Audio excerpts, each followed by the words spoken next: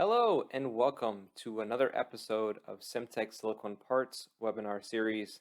My name is Bilal Rafiq, your presenter for today. We will be joined by Mary Ellen Thomas at the end during the Q&A session. She's our business communications manager, and special thanks to her for organizing and curating today's event, a pop-out box. So, since this is a webinar series, we will have many other topics that we will cover. The next one will be LSR versus other elastomers. Afterwards, hygienic and cleanroom LSR molding. After that, how to measure LSR parts. And finally, how to design with LSR, two-shot, and multi-shot applications. The two-shot and multi-shot applications being specific to molding with a specific substrate, kind of like nylon, polycarbonate, or PBT, in a two-shot process where we have two different halves of the mold and we combine the two materials, and with multi-shot, combining it with metal or other substrates. So for today's topic, we're going to cover what are the needs for prototypes, what are the type of methods, and we'll compare all of them with the cost, time, and quality. So before we begin today's topic, we want to cover a little background about Simtech Silicon Parts. We are located in South Florida, in between Miami and Fort Lauderdale. We run a fully automated facility, and we integrate a lot of the secondary processes like slitting, laser engraving, special packaging, and any other secondary process that could add value before you receive the components at your facility. We run high cavitation setups, so for perspective, we run for single shot up to 256 cavities, and for two shot, we can go up to 96 plus 96. We run very efficient cycle times from 30 to 60 seconds, depending on the application. And finally, we have a cleanroom class 8. We are a group of companies, so we just mentioned Simtech Silicon Parts in Miramar, Florida. At the top right-hand corner, you will see Rico, located in the middle of Austria, where we manufacture all our molds. And we also have one out of the 4 production halls that is viewed here. The bottom left-hand corner, you will see a picture of our clean room at Silcoplast, where we run a Class 7 operation, and this is located in Switzerland. And finally, and definitely not least, at the bottom right-hand corner, we have HTR. That's our steel hardening plant, and of course, that goes hand in hand with mold manufacturing. Our cleanroom class 8 is a different perspective on cleanroom manufacturing. We keep kind of the dirty side of the injection molding process outside of the main cleanroom, and we have the ability to seclude the area if there's a need to troubleshoot or do routine maintenance. We also include the same secondary processes that I mentioned before, including inspection. And inside the main cleanroom, we do post-curing and packaging. So combined with today's topic, prototyping, it's also important to mention our ability to co-design or support your design in multitude of different areas. We'll cover that in more detail in the next slide. So as I mentioned, we have mold manufacturing internally, and we combine this with the automation that we design as well and manufacture, as handling the part and presenting it to the next step is very important. And of course, production support for up to 10 years or more project lifetimes, and on the top end we are looking at projects tens to hundreds of millions of parts per year. As far as design support goes, I mentioned we collaborate on co-designing, so you own the design. However, we provide critical inputs to ensure that your part is manufactured correctly and with less defects. We also have FEA calculation, a choice of materials and testing materials, as we work very close with the raw material suppliers, and simulation softwares as represented here in a mold flow study. So let's finally jump into today's topic. So there's 2 main areas where we like to support prototypes or some sort of larger production run, and we'll call that pilot production. The first stage is the development stage, and there can be multiple aspects of the stage where maybe you just want a model view. So you want a physical manifestation of your component. It may not be the exact material, the exact size or dimension, but this gives you the ability to test different geometries and different features. Maybe you want to test the form. Is it the exact dimensions you need in production? Do you want the same aesthetics, texture, size, and weight? Are you testing the fit? Are you combining it with other assembly and mating components? And do you want a functional representation of what you will have at the production level? So we'll talk about the methods and how they correlate to these different expectations. And then finally, this is not entirely in the same breath as prototypes. However, it's important to mention the area in between the end of the development stage and the beginning of the production stage. And we like to call this area the pilot production stage, where we like to support tens of thousands of parts. And we'll mention our method for that. So here are the 4 methods at a glance. We have 3D printing, casting, injection molding, and then pilot injection molding. The first one, as everyone's becoming more familiar with and beginning to more utilize during your development projects, is 3D printing. So in regards to LSR, it has taken a lot of development time to get to where it is now. And luckily now we have at least 3 different options we can choose from a multitude of different suppliers. All of them are additive manufacturing concepts. The first one being LAM, so liquid additive manufacturing. This takes a 2-part silicone, very similar to what we use in our production silicone, and then disperses it using a nozzle and creating layers, and then finally heat cures it. The other method is drop on demand. So these are tinier droplets, possibly getting you to smaller layer thicknesses and more resolution, however with increased printing time. This uses slightly different silicone that we would use in production, because this one would be a UV cured silicone. And finally, the SLA or DLP. This takes your component from a resin bath and cures it layer by layer as it rises it inverted from a resin bath. This also has a ability to get very fine details, however still limited in its texture. All of these methods require a post processing to fully cure it or to remove any support material. To make it economically favorable, you don't want to test too many parts from this method, as the part price can be quite large. So reasonably from 1 to 10 parts. Lead time is very effective at 1 to 2 weeks. And the material is not exactly LSR, however, it's very close.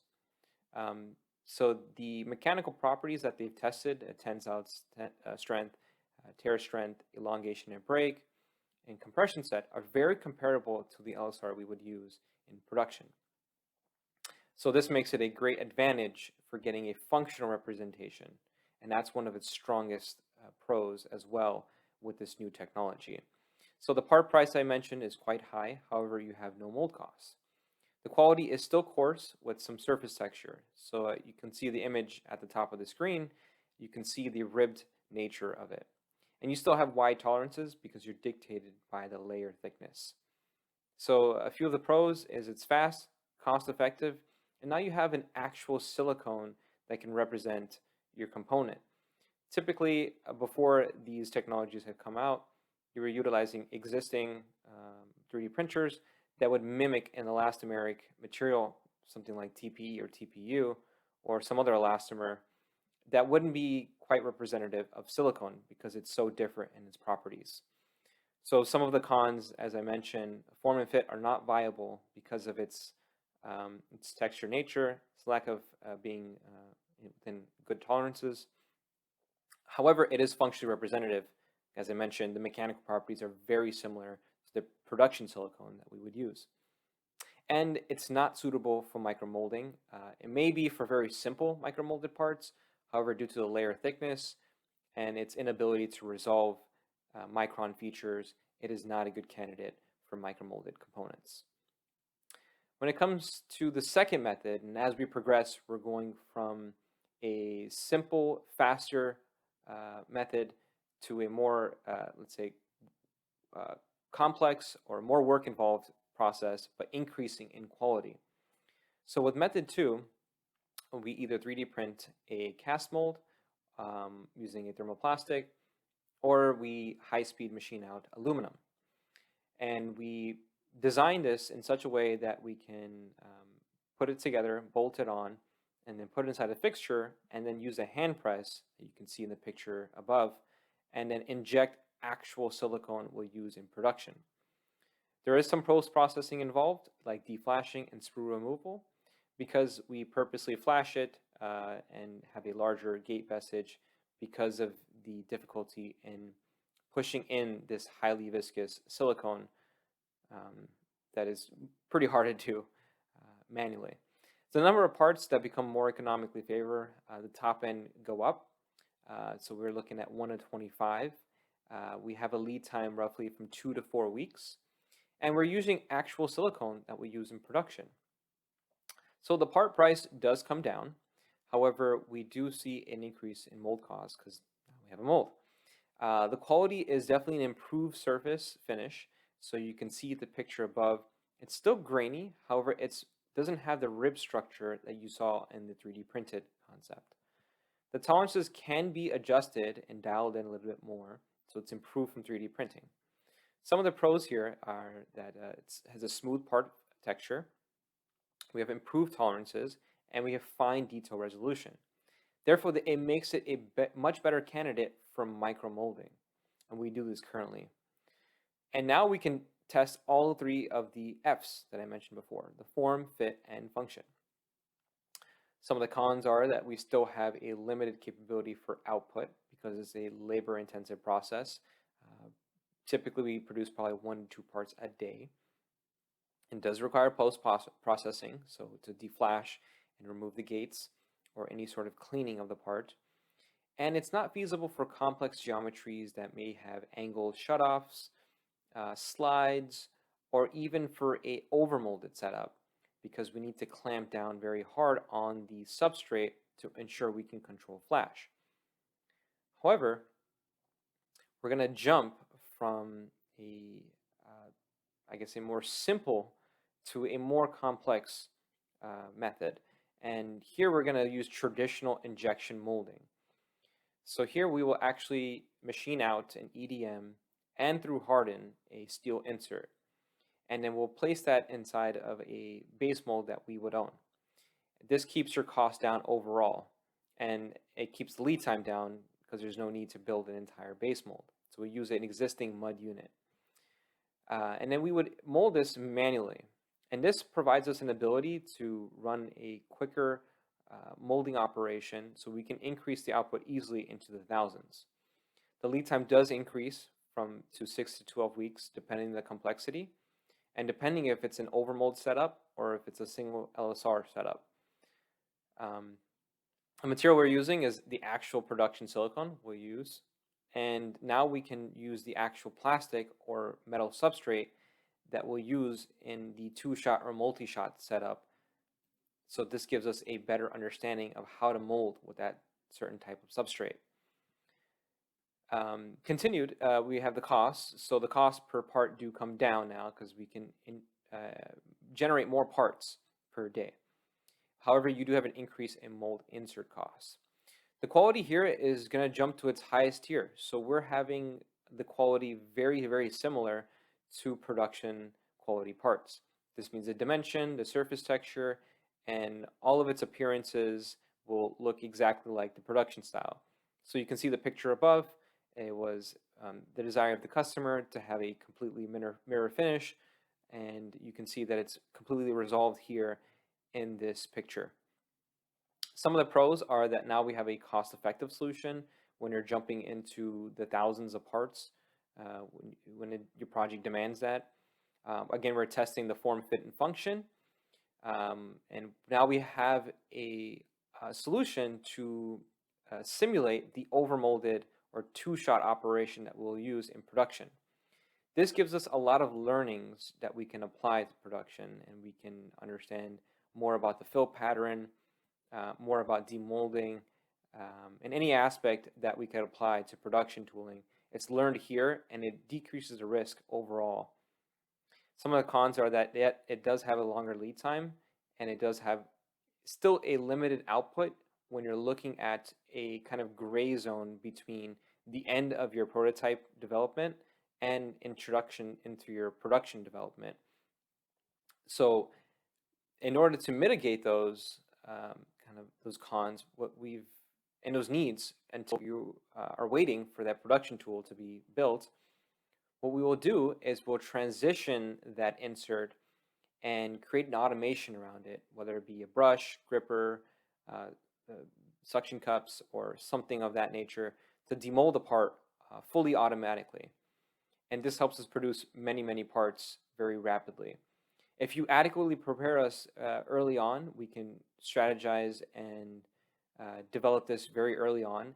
And so you can see that we do have a lead time that now is increased to 10 to 20 weeks, but production lead time does take a little bit longer than that. So in the meantime, we can take those prototypes, transition it to a pilot production tool, and generate tens of thousands of parts so that you can support any sort of assembly validation, design validation, serialization studies, or anything that needs many, many parts to validate or confirm. Again, the material is going to be the same as you use in production, and the part price will be decreased even more. And however, you do have higher upfront costs. The quality is one-to-one, and now we have a simulated behavior of the production automation. So again, we can learn even more about how we can decrease the risk and enhance and optimize our production concept. So we have some of the pros are we have a cost-effective solution for tens of thousands of parts. Again, you can test those assembly or other validation studies that you need to do, and even maybe a small commercial release if needed. And we're using the actual substrates, and we have a solution to combine those the LSR and the plastic or metal substrates and deliver those parts to you. And the only con that we could think of here is the lead time, and that obviously has a big impact on this method. However, if you again adequately prepare us early on, we can bring in that lead time a lot more. So that concludes today's information about prototyping methods. This is a pre-recorded session, so Mary Ellen Thomas will take it over from here to advise on any questions. Thank you very much for joining. We look forward to seeing you in the future. Bye-bye.